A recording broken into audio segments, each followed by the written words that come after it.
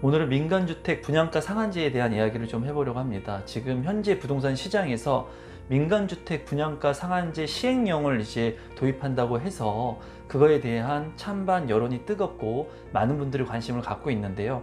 민간주택 분양가 상한제가 과연 무엇인지, 그로 인해서 발생할 수 있는 부동산 시장의 변화는 무엇인지, 그리고 무주택자들과 다주택자들 같은 경우에 이 민간주택 분양가 상한제가 시행이 되게 됨으로써 어떤 투자 전략을 세워야 되는지에 대한 부분까지도 얘기를 좀 해볼 테니까요. 오늘 영상을 끝까지 봐주시고 좋아요, 구독하기 부탁드리겠습니다. 안녕하세요. 임성배TV의 임성배입니다. 오늘은 민간주택 분양가 상한제에 대한 얘기를 좀 해보려고 하는데요. 우선 민간주택 분양가 상한제는 쉽게 얘기해서 정부가 아파트, 민간주택의 분양가를 규제하는 겁니다. 상한선을 정해놓고 그 가격 이상으로 민간주택을 공급하는 건설사들이 주택가격을 높게 공급하지 못하게끔 말 그대로 그 상한가를 정해놓는 것을 이제 분양가 상한제라고 하고 있습니다. 이 얘기는 뭐냐면 주택시장이 가격이 폭등을 하거나 급등을 하는 것을 막기 위해서 아파트 공급을 하는 공급가의 가격을 상한한다는 거예요.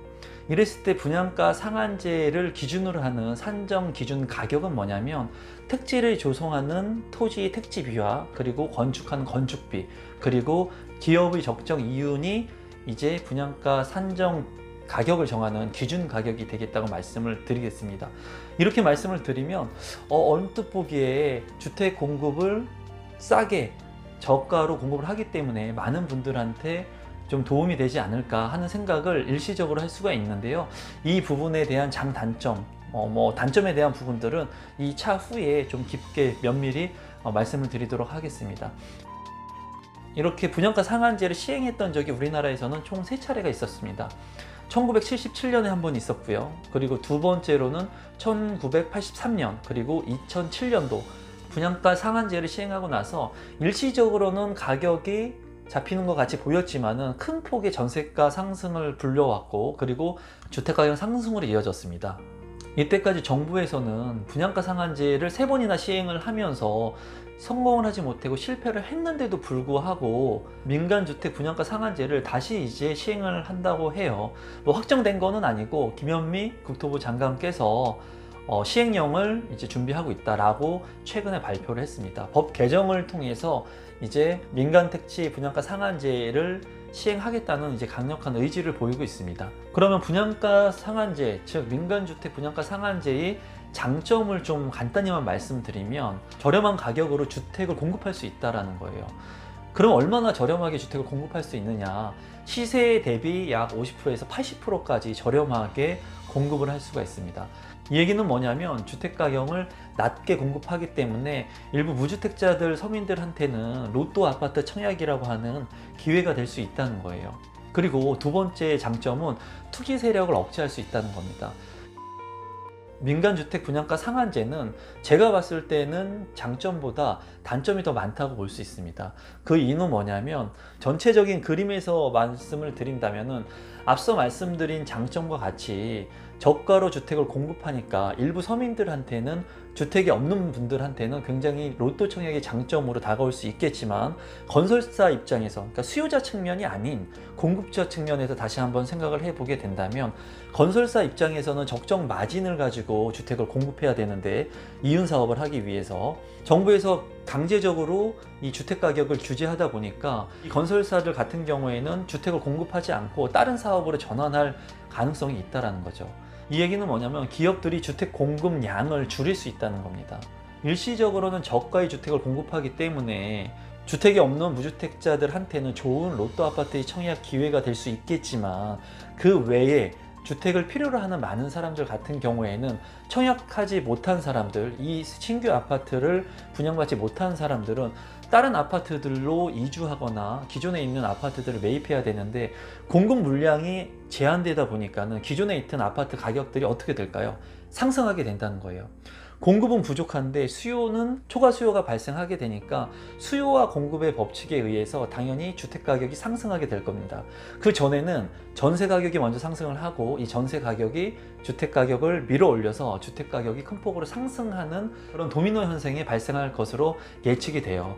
이전의 시장들도 세 차례 아까 제가 말씀드린 분양가 상한제의 그 시기들도 이 똑같은 시기들을 거쳤습니다. 똑같은 시행착오들을 거쳤어요. 그래서 만약에 민간주택 분양가 상한제가 시행이 되게 된다면 우리는 예측할 수 있는 부분이 있습니다. 큰 틀에서 본다면은 분양가 상한제로 인해서 일시적으로 주택 공급의 가격, 즉 상한제를 해놨기 때문에 시세보다 저렴한 아파트의 가격을 공급을 해서 일부 무주택자 분들은 로또 청약의 기회를 맞아서 차익 실현을 할 수 있는 수익이 큰 아파트들을 분양받을 수 있겠지만, 건설사 입장에서는 공급을 줄임으로써 주택이 부족하게 되고, 그리고 그로 인해서 전세를 구하려고 하는 전세난이 발생을 할 것이고, 전세 가격이 급등을 하면서 매매 가격을 밀어 올리는 급상승할 수 있는 그런 시기가 도래할 것으로 생각이 됩니다. 또한 전세 가격이 급등하고 매매 가격까지도 밀어 올리는 도미노 현상이 일어날 것으로 생각이 듭니다.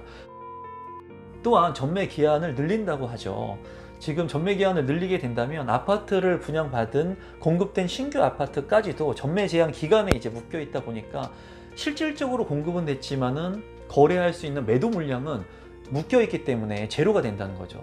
그거 역시도 주택의 공급 감소로 보여지기 때문에 큰 폭의 주택 공급 감소, 즉 주택량의 부족 현상이 발생할 것으로 보여져요. 그래서 제가 생각하는 분양가 상한제에 대한 투자 전략에 대해서 좀 말씀을 드리면, 일단 첫 번째로 무주택자 분들 같은 경우에는 큰 기회를 맞이하고 있다. 만약에 분양가 상한제가 도입이 되게 된다면 민간 택지들 중에, 민간 주택들 중에 좋은 신규 물량들을 저가, 시세보다 저렴한 가격으로 청약할 수 있는 기회를 맞게 된다는 거죠. 근데 여기서는 두 가지 포지션으로 나뉘어지게 됩니다. 청약 가점이 높은 60점대 이상, 65점대 이상의 무주택 기간도 길고 잔여수도 어느 정도 보유를 하고 청약 통장 기간도 어느 정도 기간이 긴 무주택자들한테의 기회가 오는 것이지, 모든 무주택자들한테 이 로또 청약의 기회가 온다는 건 아니라는 거예요.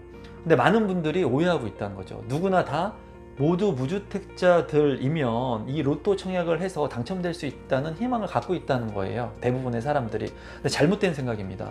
민간주택 분양가 상한제가 시행되면 로또 청약을 할 수 있는 기회는 오지만 그 로또 청약에 입성할 수 있는, 당첨이 될 수 있는 확률이 높으신 분들은 청약 가점이 높으신 분들이에요. 그래서 65점 이상의 청약 가점이 높으신 분들, 60점 이상의 청약 가점이 높으신 분들은 차익 실현이 많이 될 수 있는 이 민간주택 분양가 상한제가 시행이 되면은 청약을 통해서 아파트를 구입하시는 게 가장 큰 폭의 수익, 마진을 가져갈 수 있는 길이라고 생각이 들고요.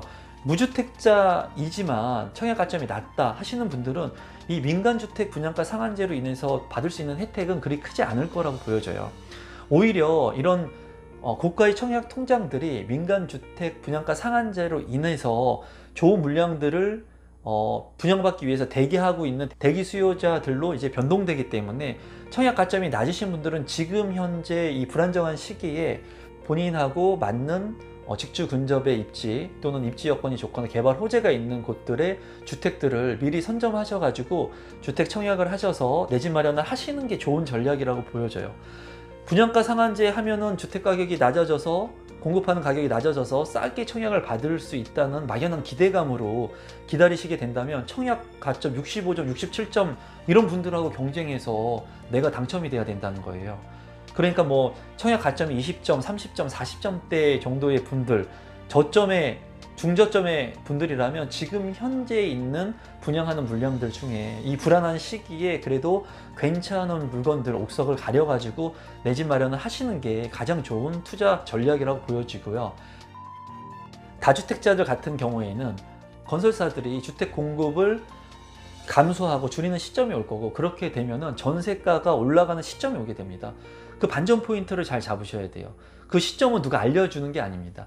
내가 투자를 하려고 했던 지역 또는 내가 관심 있게 보는 지역들을 계속 모니터링 하신 다음에 전세가가 언제부터 올라가는지, 그리고 시중에 있는 공인중개사 분들하고 유대관계를 잘 맺어가지고 내가 관심 있는 그 투자 지역들 중에 전세가가 반등하는 시점이 오게 된다면 그때가 투자 포인트가 된다는 거예요.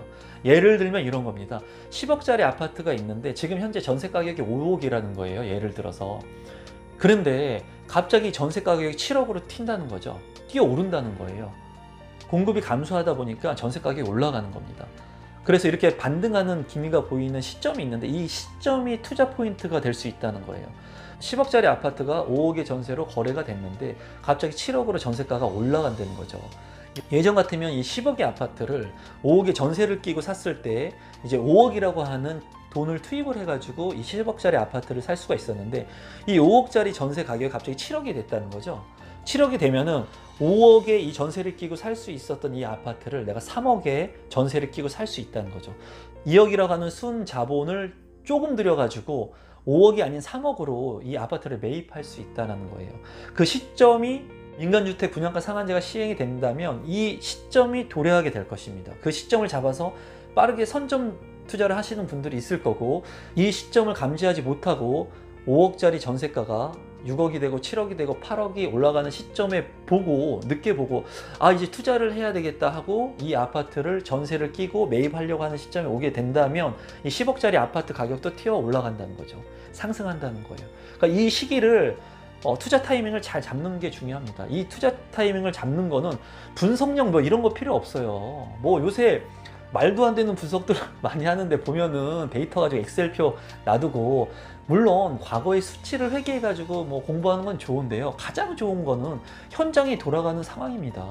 공인중개사 10분들한테 얘기해 가지고 바로바로 나오는 실시간 물건들, 전세가가 갑자기 올라가는 물건들, 전세가 재계약을 앞두고 있는데 5억짜리를 7억 전세 재계약이 가능하고 내 자기 자본이 3억밖에 들이지 않는 좀 전에 설명한 이런 물건들을 빠르게 매입할 수 있는 그리고 빠르게 내가 결정할 수 있고 이런 물건들이 왔을 때 빠르게 송금할 수 있는 내 투자 자금들을 미리 준비하고 있어야 된다는 거예요. 민간주택 분양가 상한제의 무주택자들과 다주택자들의 투자 전략. 첫 번째, 무주택자들 같은 경우에는 고점의 청약 가점을 가지고 계신 분들은 이 분양가 상한제에 의해서 공급되는 로또 아파트 청약의 기회를 노리시는 게 좋다. 하지만은 20점, 30점, 40점대의 청약 가점자, 즉 청약 가점이 낮은 무주택자들 같은 경우에는 이런 로또 청약을 기대하고 기다리다가는 65점 가점이 넘는 분들하고 싸우게 된다는 거죠. 그러니까는 지금이라도 입지가 좋은 곳의 아파트들을 알아보고 직주 근접에 저평가된 아파트들을 청약해서 내 집 마련을 빨리 하시는 게 좋다. 두 번째, 다주택자들의 전략. 다주택자들 같은 경우에는 분양가 상한제에 의해서 주택 공급이 감소하게 되는 시점이 오게 된다면 전세가 상승하는 시기가 반드시 올 것이다. 그렇게 됐을 때 전세가가 반등하려고 하는 그 타이밍이 투자 시점이 될 수가 있다는 겁니다. 오늘은 민간주택 분양가 상한제에 대해서 말씀을 드렸습니다. 시간이 되지 않아서 영상을 많이 찍고 싶은데 일주일에 1개 정도 업로드가 지금 되고 있는 것 같습니다. 그래도 하나씩 꾸준히 올리려고 노력을 하고 있으니까요. 앞으로 더 좋은 양질의 컨텐츠, 부동산 컨텐츠, 투자 컨텐츠, 돈을 벌 수 있는 이야기들을 제 유튜브를 통해서 계속해서 공개할 겁니다. 제 영상이 도움이 되셨다면 구독 꼭 눌러주시고요. 좋아요도 눌러주시고 알람 설정을 해 놓으시면 제 영상을 빠르게 보실 수 있습니다.